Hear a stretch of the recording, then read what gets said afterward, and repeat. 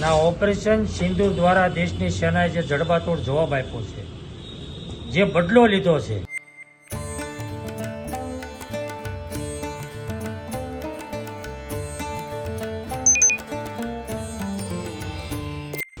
ના ઓપરેશન સિંદૂર દ્વારા દેશની સેનાએ જે જડબાતોડ જવાબ આપ્યો છે, જે બદલો લીધો છે, એના માટે દેશની સેનાને અભિનંદન આપું છું અને આપને સૌને ગૌરવ થાય એવું કામ આ દેશની સેનાએ કર્યું છે.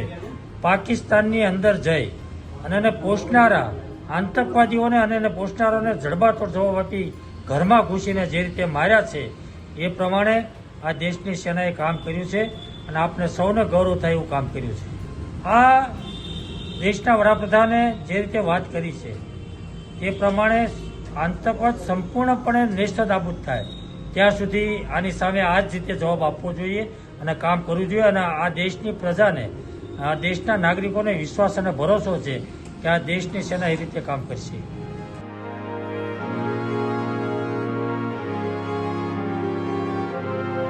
ભારતની અંદર જબરજસ્ત આક્રોશ હતો, એ સ્વાભાવિક છે.